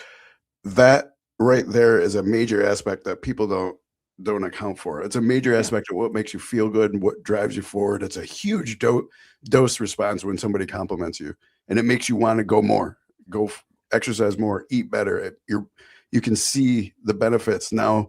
I want to eat better because that compliment I got really made me feel good. And I want to eat better so I can keep getting those compliments. And that's what's really difficult to explain when people are like, what is it that you guys do and how does it help people? It's like, where do you start? Because it does it at like the biological level. Like, yeah, we'll see it in your labs. We'll see that your cholesterol's improved. We'll see that your triglycerides improved. Your A1C will drop over time. We don't generally test interleukin 6, but we could, and we would see that drop over time. But who cares what your labs look like? Like at the end of the day, people care about how they feel. People care about how they look. So yes, I care about what your labs work, but I'm much more interested in your experience. Like when patients write me back and say, I have a libido for the first time in years, or, like my wife gave me that look for the first time and I can't tell you how long, stuff like that. That's why we do what we do. It's these kinds of benefits. And we talked about this, a little bit with Ethan in that past episode of, you do it for yourself, but then it inspires the people around you. It emboldens them to see like, hey, he was not like in the greatest scenario. Now he looks pretty good and life's going well for him. I wonder if I could do that for me. So that's really what we're onto. That's a great point. Yeah, Ryan, if you could kind of continue the social enforcement aspect is so huge. It's huge. Like we would be like, okay. So like we're not allowed to prescribe testosterone in order to make you look better. Right? And we don't. Or build muscle, which are two of the most important things. I think one of the important things that you just said is building muscle mass is the most important thing you can do for metabolic disorder. It's the most important thing. You do two things. You increase your metabolism so that you utilize more glucose, and B, you give your muscles more place to push glucose. You give more glucose storage. Even building a little bit of muscle mass dramatically increases the amount of glucose you can store in the muscles, and then it reduces your serum glucose, which reverses insulin sensitivity, right? Improves insulin sensitivity. So it's just the most important thing you could do. Yeah, we're not allowed to prescribe testosterone to increase muscle mass. Right? I will point out those are very common side effects of treatment at hormones for me, but it's not what we prescribe for. Certainly. Yeah. So I can't stress how important that aspect is. So a lot of times, very often, our patients give us profound ideas, maybe understandings, or especially ways to put things. So over the weekend, I actually was in New York and I met a couple of patients because I talked to a lot of patients and some of them told me, hey, when you come into the city, let me know. So I let a couple of them know, and I actually got to meet them. It was fun. It was great.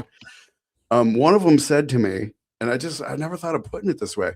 So he said, what I found, we're talking about, and I was happy that I could help them, but it also like Brandon has said, it spurs this motivation when we start to help people. They go into this massive health journey and they do a lot of their own study, and then they can come and drop nuggets of wisdom on us. And so somebody was telling me that,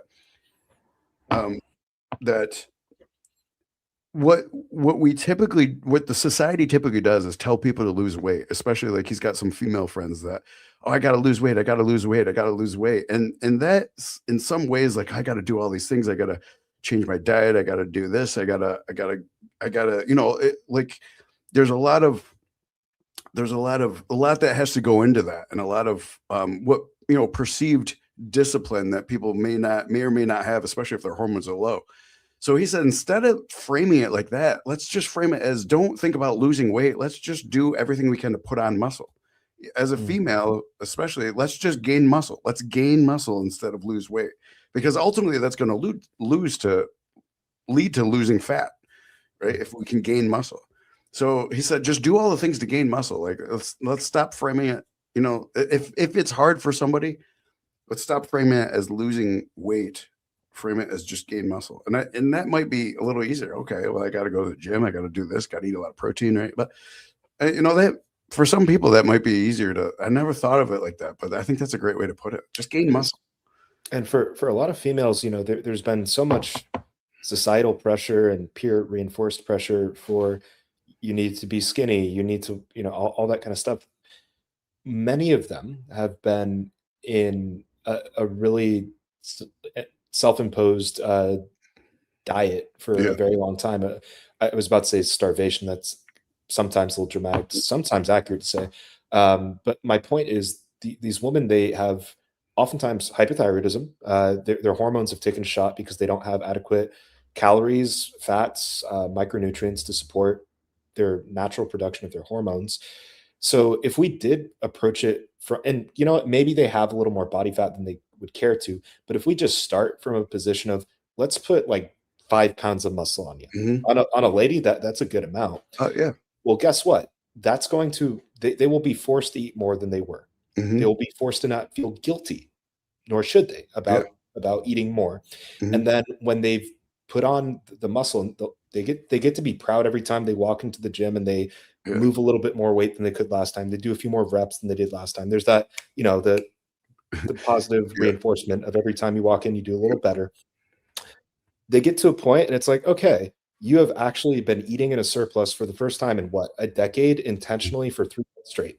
You've earned a little fat loss phase. You can do it. And then when they pull it off, they're like, wow, I got some glutes now.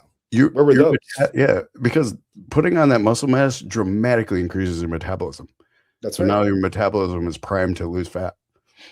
And that's so like for a lot of people, I'll explain, if it is somebody who's been chronically dieting, first step is not to pull calories. You pulled calories a long time ago. Your metabolism is going to You've never put them back. So we gradually build calories over the weeks, and the testosterone is going to have this positive recomp effect where you can lose a little bit of fat, you can gain a little bit of muscle in this magical period, take advantage of it. And then once calories are back up to a reasonable rate, we can actually pull them down just a little, and you will start to lose fat. It's going to be like, oh my God, I haven't lost fat like this since I was 20. So that's the approach. But just sorry to get back to the peptides. So Ryan, all these peptides, they sound amazing. I want to lose some fat. So can I take SS31? Can I take MOTS-c? Can I take BAM15? Can I take SLU 33PP2? What are your thoughts? Can I take all those at once? Is there anything wrong with that? Yeah, if the peptides are all good, then why don't I just take every single one of them? And that's what I'm saying. Benefit, right? So yeah, the answer to that is like is you're likely to have some negative effects from all those, right? So why would that be? I look at it like this way: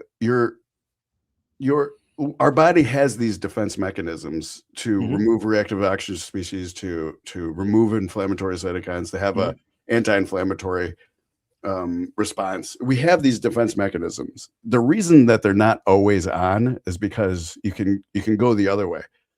So you can actually, by having too many things that remove reactive oxygen species, you can actually start having the opposite effect. You can you're removing these reactive oxygen species, but if there's no more reactive oxygen species, then you actually start stealing the electrons from the electron transport chain, and or you start putting the electrons on that's something that's supposed to accept an electron.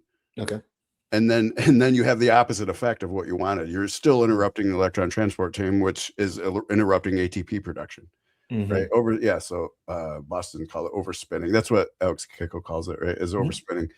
So yeah, you can have the opposite effect. So it's important to have it in balance, as with everything. So just adding every single peptide, you're likely to create a scenario where overspinning and creating the opposite effect that you want. And then that leads to the same thing: fatigue, lethargy, your cells aren't functioning properly. So it's important, a good way to attack this is use MOTS-c in a cycle fashion. Like, don't use, I mean, if we're talking about MOTS-c, use it in a cyclical fashion, and then you can replace it with something else, like we talked about SS31, right? Or use stop those and then use NAD, and then just kind of like cycle on this one, come off of it, use a different one, come off of it.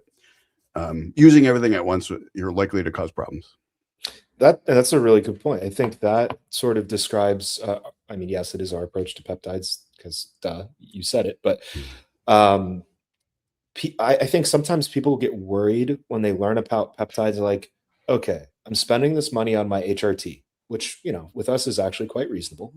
That's not usually the complaint. It's like, I'm now spending a couple $100 on peptides.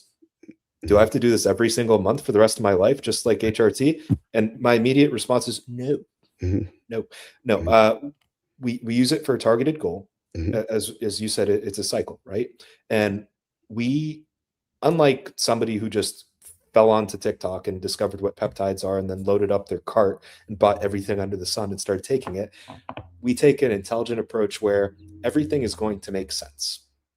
So if like someone will tell me, oh, I want to lose muscle and gain fat at the same time.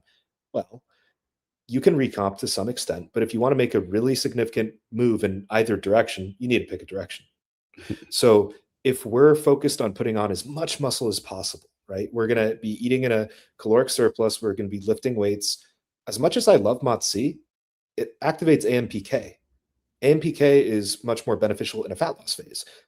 So why is that? Not to say like, did he just say I can't use MOTS-c in a surplus? No, I didn't. No, I didn't. No, I didn't. If you are like me, I'm 6 months into an off season. I've been in a surplus every single day for the past 6 months. Right now, it probably would be a good idea for me to throw in some MOTS-c to try to reestablish a little insulin sensitivity to maybe get a little bit more incremental progress out of the food that I'm currently eating. That could be an intelligent approach. What I wouldn't be a fan of is me using MOTS-c every single day across the last 6 months. That would have curtailed my progress, almost certainly. Yeah, that would have created the overspin that Boston Sean was talking. That's just it's too much, right? Like you're caused fatigue and lethargy, the same fatigue and lethargy you were trying to cure with the MOTS-c. So it's funny, is like at the right time, at the right dose, we can fix a problem. At the wrong time and perhaps the wrong dose, we're causing the problem. Yeah. So that's why, look, we don't claim to know everything under the sun. We're learning every day ourselves. But if we're going to suggest something, it's going to be based off, at this point, like we've seen it, we've done it, we know it. If you are venturing into the realm of experimentation, we'll give you our intelligent opinion on, look, we don't know, honest to God, we don't know the answer on this. Here's how it should work on paper. Maybe I have some anecdote, maybe I've seen it in a couple isolated cases, but you're going to be making that choice based on your individual risk tolerance. Not to say we'd ever be okay with you hurting yourselves, but like I'm talking about, you're saying, oh, will this help me burn a little bit more fat? Sometimes the answer is, I don't know. I think it would. Yeah. The question is it worth it to you to spend $150 to find out the answer? That's my answer. That's good. And if you talk to, you can, I've always said, like, if somebody just gives you a straight definitive answer about a hormone or a peptide, oh yeah, it's going to do this to you, then that person isn't that experienced. Because what you learn when you become experienced is that everybody's different and you cannot guarantee results and you cannot guarantee anything. You can, and like, so what we tend to do is talk about percentages of populations and how they move with these actions in relation. Like some people this, some people that, most people this, some people that. It's more about that. Do we want to, is there anything else we should cover? I just want to kind of wrap the peptides thing, and then let's get to, I've seen there's some questions that are accumulating. So really, like the point of this discussion wasn't to give you guys, and I'm sure some people might have been excited, okay, they're going to drop the protocol. What do I take and how much? How often? Sorry, guys. The point is, like, it's the framework. It's how we think about it. And we want to be able to actually advance you to your goal. And that requires to speaking to you. There are, several hundred people that are going to watch this. I'm going to have a slightly different answer for every single person when they ask me the question. Show me those labs. Show me your starting point, your symptoms. What are your goals? That's how we're going to approach it. And we will get you the results regardless of your age, regardless of, man, I tried this and it didn't work in the past. Okay, well, the context wasn't correct. Let's make it work for you. So that was the real point, guys, is just to make sure that you understand that we will get you the results, but it's an individual conversation. So this is not something that we can just do over YouTube, as much as we'd love to. Yeah. And I think it's interesting. So Boston Sean said here, kind of like, is like, yeah, kill the inflammation and take all these. And to be honest with you, these two together would probably be fine. They do. Yeah. SS31 and MOTS-c, that would be fine. SS31, like specifically heals the mitochondria itself, like the cristae and the mitochondria, and really focuses on allowing the mitochondria to work better. So what Sean's, and the reason that, like, Sean and I, we talk a good bit, and this is a very intelligent approach, is that it's sequential. He's not talking about, I'm going to stab myself with the quantum, I'm going to stab myself with the SS31 and MOTS in the same day. He's not saying that. He's talking about a layered approach where we're starting with this, we're moving on to that, and we're finishing here. So if we clear like all the cellular noise and we introduce all these, what's the right word? Undifferentiated cells, the cell factors, and we set ourselves up to be developing our deficits, so to speak, with the quantum. And then we use the SS31 to really pull down the inflammation, the reactive oxidative species, as well as Ryan was pointing out, stabilizing the cardiolipin, which is going to translate to the electron transport chain working better. That's like, that's the production line of ATP within the mitochondria. That's where our energy is being produced. And then we amp the output by using that MOTS. Yeah, it's a really intelligent approach. Great. So, and I believe it will be interesting to see. But yeah, Sean mentions quantum here too, and I don't know if we should go into quantum. We did that in some of the content that Todd and I did this weekend. But quantum is very interesting, and we'll probably talk more about it in the future. We'll probably actually do an entire show on it. So we'll get into quantum sometime when we have a little bit more time. Deep rabbit hole, not right this second. Yeah, it's really interesting, and there's a lot of potential here. And we just, but also, we have to, we have to go through a lot to explain it. But we also want to.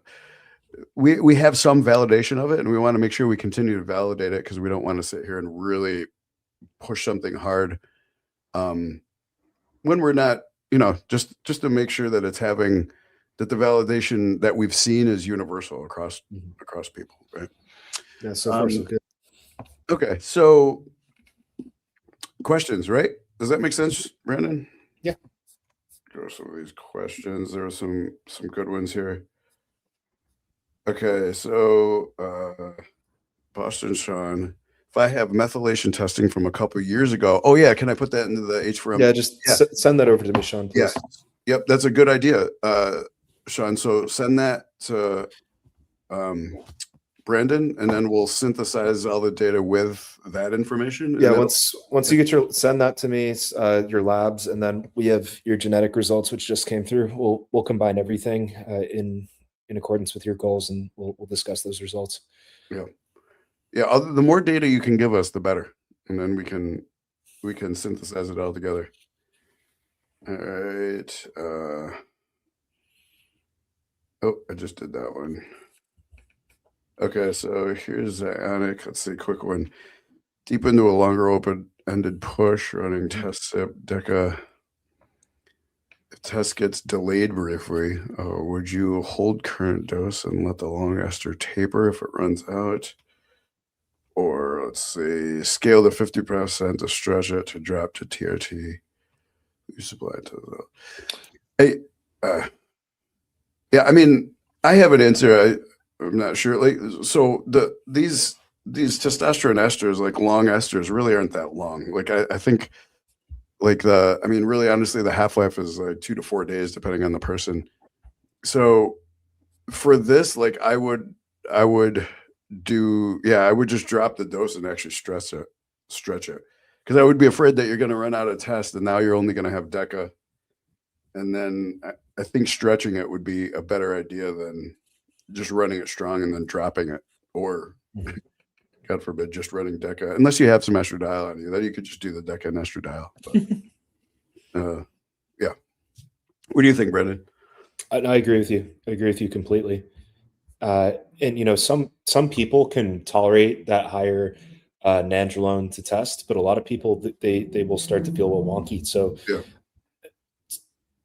A big part of a push phase is your ability to maintain it. That's where like a lot of people overdo their anabolic use, and it's really funny if they have a coach and the coach usually forces them to do a health phase. That's when people are like, wow, I feel so much better. I feel less inflamed. Weirdly enough, my strength is going up. Yeah. And it's like, okay, man, if that was you, your doses were too high. Not saying that's you, Zynek. My point is like overall, yeah, like Ryan's approach, I agree 100%. Okay, we have here. That's an interesting one. I'm glad he put that in there. So that kind of ties into later. You see somebody talking about glow. There's a lot of talk online about, you can't put BPC, TB, and GHK in the same vial. That's what glow is, in case anyone's not familiar. When you rehydrate, when you reconstitute them, they don't combine into like a new protein, for example. They don't bind together. They're still remaining as distinct peptides. They're just in the same suspension. So it would be kind of like, for example, there are pharmacies that sell testosterone and nandrolone in the same vial. We don't use that yet, just because we could maybe consider offering it down the road for patients that like, hey, I've been on testosterone, nandrolone forever. I know what my ratio is. And as long as the vial supports it, that would be a really good use case. But my point is, you put testosterone and nandrolone in the same vial, they don't become testandrolone, right? That doesn't happen. It's because the molecular structure just does not match. Ryan can explain that much better than me. I understand that at a very, very basic level. But the same thing applies here, where the peptides are irregularly shaped in such a way where they're not going to combine. The discourse around glow specifically is GHK specifically. They're saying it could potentially degrade the other two peptides.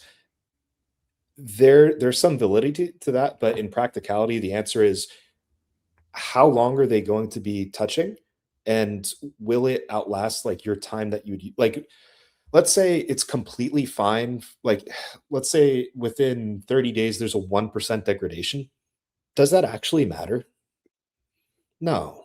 I mean, okay, so if we're going to be anal about it, I will tell you the ideal way to do like glow would be, the BPC would be dosed daily, perhaps twice daily, at least 8 hours apart, because there's saturation that occurs. So let's say you do 500 micrograms twice daily, separated by at least 8 hours of the BPC. The TB, you're doing like every 3 days roughly, because that kind of follows the ideal curve. And then the GHK is nightly, you could say, at maybe 3 milligrams per shot. That sounds like a lot of injections, guys. Just about as effective off one injection from one vial. Guess what? That's what I'm going to do. And I can tell you off personal anecdote, I've done that very annoying protocol. I've not seen significant improvement relative to just glow out of the vial. So there's the answer on that. Yeah. That's exactly what I'd say. Like these, just like Brandon's saying, these, especially the chemical compounds like testosterone versus nandrolone, it's very, very stable, and they do not interrupt each other. And you would need a lot of energy to pull the compounds apart and form something different. Right? The peptides are more fragile, but it's a question of like, okay, maybe don't combine your glow and your MOTS-c, for example. I would not be a huge fan of that, just because there is more risk for the MOTS-c to degrade, even in the shot potentially. So again, you ever put glow with glutathione? No, but that same syringe, it clears it up, so it's not blue anymore. It's crazy. Like, I stopped doing it because I'm like, oh yeah, that I'd be worried about, because glutathione is such a potent antioxidant that it could right. So it's like the glow's blue, or the GHK is blue, and then you pull glutathione into that. I did that just a couple times, and it like, it's not blue anymore. It's just a clear liquid all of a sudden, and you're like, oh, I don't know if that's good. So I stopped doing that. What did I do one time where it clouded, and I was like, I'm an idiot. I shouldn't have done that. I should have just sucked it up and grabbed the needle. I think it might have been, maybe it was Retta, and yeah, that's what it was. It was Retta and not GHK, it was Retta and MOTS-c that immediately like kabonked, and I was like, oh, it's like there's like $3 wasted right there. That's a good word for it. I've actually had HGH in something kabonk. I like that word. I'm going to use that. I've had a kabonk, and before, and I was like, oh shit, I can't do that. But there we go. So somebody had the same problem with me. And yeah, it will. Either, so Yeah. like how to know if your stuff just had a negative reaction is, to Ryan's point, if something like GHK has a very distinct blue, if that were to turn clear, something bad just happened. Normally, most peptides are clear. If they turn cloudy, that's not a good sign. And then the change in consistency to a gel. Mhm.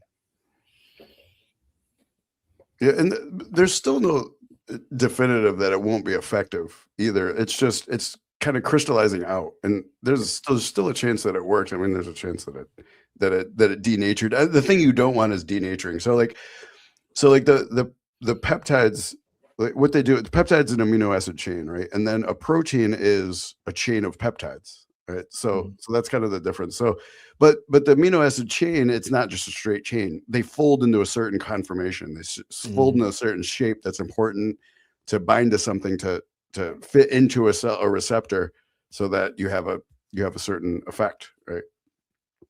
So if as long as they don't lose that shape, it's fine. And crystallizing out doesn't necessarily mean that it's losing that shape. It just means that well, it may mean it too, though. So, but it just depends on whether or not that happens, whether or not it loses its shape, and what we call denatures, which means it straightens out. And that's actually how eggs are formed, right? So eggs are a protein, and they have a certain shape, and when you cook them, they lose their shape, straighten out, and then they all catch into each other and turn solid. So if you look at eggs, it's one of the few things, it's one of the few liquids you heat and it turns solid, right? Usually it's the other way around. Solids turn to liquids, and then liquids turn to gas. Eggs is a liquid, you heat it and it turns to a solid. And that's because the proteins denature, scramble up with each other, and then just get like this locked thing, and then they become a solid, right? So so that would, that means that the proteins no longer have their function, so you can't grow an egg anymore out of a cooked egg, right? So I mean, so yeah, we're trying to avoid something like that, but that's not necessarily what happens to like a cloudy matzi or something, right? But sometimes it will still work, depending on what you mix it with. I don't know. I don't want to say definitively, but that's essentially what we're trying to avoid, is the denaturing.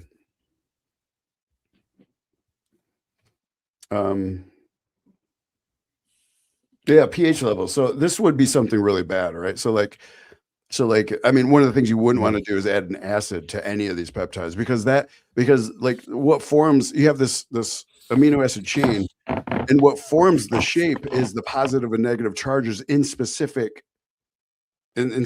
parts. Like they're constructed perfectly. So certain of the amino acids, certain positive and negative chains, like will fold them into this, and they're perfectly constructed so that positive and negative charges come back and fold them into a shape. If you put an acid in there, then you're actually neutralizing these charges, and then you neutralize the chain, and then it will denature. So that's what acids do, right? Is they neutralize charges and denature proteins. So yeah, having any kind of acid would totally ruin one of these peptides. Yeah, that's where the way I people might notice this from just how I speak, but the way I look at, I'll look at one thing and use it to explain how I look at something else. So like, you don't want to run your testosterone too high, because okay, let's say somebody is doing anabolic steroids, obviously TRT, you stay at your TRT dose, that's all. So if somebody's running anabolic steroids, they wouldn't want to run their testosterone too high, because they'll run into the side effect of high estradiol. So what do? They throw on a secondary anabolic that won't cause that problem. So if your GLP is such that you have adequate appetite suppression, you don't want to crush your appetite, you want to experience hunger, just have the edge taken off, but you need something else to give you a further boost, that's where moving over to MOTS helps a lot, because MOTS does not negatively impact hunger at all, doesn't have any interaction with hunger, but it improves that insulin sensitivity, which in a fat loss phase, we want to drive that as much. Well, generally speaking, insulin sensitivity, we just want to drive that all the time. We want it in a growth phase. Yeah, we want it in a growth phase. We want it in a fat loss phase. Like, it's very hard to have too much insulin sensitivity. The MOTS is really nice. I like it in this context where if you start a caloric deficit, if you start a fat loss phase, over time, your energy levels are going to drop. It's unavoidable. So use the MOTS to help like deal with the dips. So you can maintain good energy levels, but still, like, here's where traditionally we would need to like bring calories back up, take a break, and then go back down. We can just, the energy's fine, so we keep going. Mm-hmm. Very good. That's how it goes, man. Yeah. It's he just wants to be clear. He's not an irresponsible user. No. Very, very responsible. Things changed. Yes. I get it. Supply chains are not what they used to be. Okay, we've kept everybody for almost going on 2 hours now, so I think it's a good time to wrap up. Do you have anything else, Brandon? Nope. Happy St. Patrick's Day to all who celebrate. Yeah. I will maybe find a nice non-alcoholic Guinness and a scoop of protein powder to do my approximation. And everyone have fun, be safe, make good decisions. Yeah, it's great. Thanks everyone for the chat. Everybody in the chat here, you make this what it is. Thanks for all your comments, and it's always fun chatting with everybody. Happy St. Patrick's Day, and we will see everybody next week where we have Jess Armin, Dr. Armin, Dr. Chiropractic Armin. He's absolutely brilliant with all this stuff, with genetics, understanding genetics, and how to solve some of the genetic mutations. He's really good with MTHFR. Like he really understands a lot of this stuff. So this is going to be quite educational and pretty deep. So bring your thinking caps and get ready to learn a lot of stuff next week with Dr. Jess Armin. And to briefly address Ruben, I am happy to talk about Dutch. That's something that I have a little experience with. So if Ryan is cool with doing that, yeah. Sure. All right. Even for someone who has not taken one, there's some useful insights in there, just kind of understanding how estrogen metabolism works, and some of the supplements, because you don't actually need drugs, some of the supplements that can be used to address those problems, which, by the way, are for sale on our website. Yeah. One last thing too. Here's Eric. Eric right here has these great boxes. He makes these like little holders for your hormones. So like I hold the glass vials, there's a spot to hold your syringes and needle tips and everything. And it just makes it really convenient. When I go away to shoot content in New York, I just take one of these things and it holds everything. I used to put it in a plastic bag, and it was just it's like I don't know, but it's a nice metal case, like really well branded. It's got the H4M logo on it. He made it for us. It's fantastic. If anybody wants one of those, let us know. We'll set you up with Eric. I told him he needs a website so we can plug him. Yeah. Well, we're gonna work on some things with him to see if maybe we'll get these a whole bunch of these boxes and give them to our Apex people, or even put them on their website. We haven't decided yet, but we're thinking about all kinds of different things. They're really neat though. Oh man, I meant to show it. You know what, Eric? Next time I'm going to show the boxes. Remind me to do that, Brandon. He sent these boxes, and I was telling myself I gotta show these. He's got one on the way to me, so hopefully in next episode we can both compare. We'll both have them. Okay. Yeah. Eric, we're gonna show these boxes in the next one. I forgot. I totally spaced. I'll remind you next time. Don't worry. Okay. All right, everyone. Thanks again. Great seeing everyone, and thanks, Brandon. You guys have a great night. We'll see everyone next week.